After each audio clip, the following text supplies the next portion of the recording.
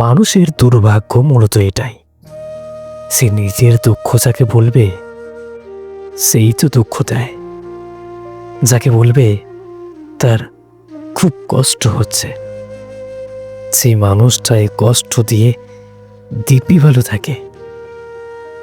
মানুষ দুঃখ চেপে রাখতেই বেশি স্বাচ্ছন্দ্য বোধ করে।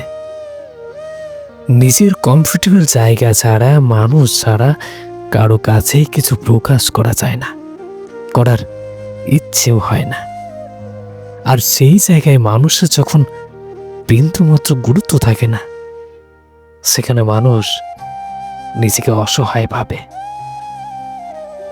পৃথিবীতে যারা নিজের কষ্টের কথা, নিজের চাওয়া পাওয়ার কথা, নিজের ইচ্ছের কথা কাউকে বলতে পারে না, তারা সত্যি দুর্ভাগা মানুষ।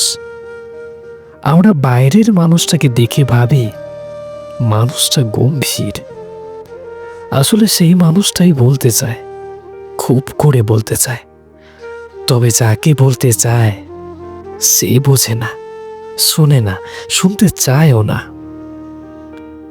যেখানে বললে মানুষ তার কথার মূল্য পাবে, অনুভূতির মূল্য পাবে, সেখানেই সব কথা মানুষ উগরে দিতে চায়। যাদের একটি মনোযোগী শোনার মানুষ আছে, তাদের কোনো দুঃখই নেই।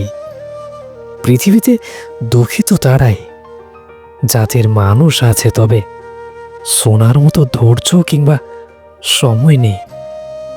যারা উদাসীন, অনাগ্রহী, এমনকি যারা দুঃখ দিতে ভালোবাসে।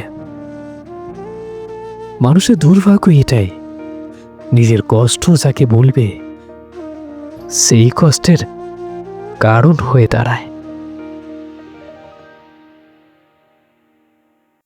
আজকের বলা এই স্টোরিটি তোমাদের কেমন লাগলো?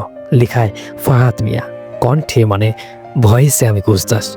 আজকের স্টোরিটি যদি ভালো লেগে থাকে তবে ফেসবুকে শুনলে ফলো করে দেবেন, ইউটিউবে শুনলে সাবস্ক্রাইব করে দেবেন। আর যারা এখনও আমার রেগুলার ভিডিও দেখো, যারা এখনও সাবস্ক্রাইব অথবা ফলো করোনি, তোমাদের বলছি প্লিজ সাবস্ক্রাইব অথবা ফলো করে যাবে।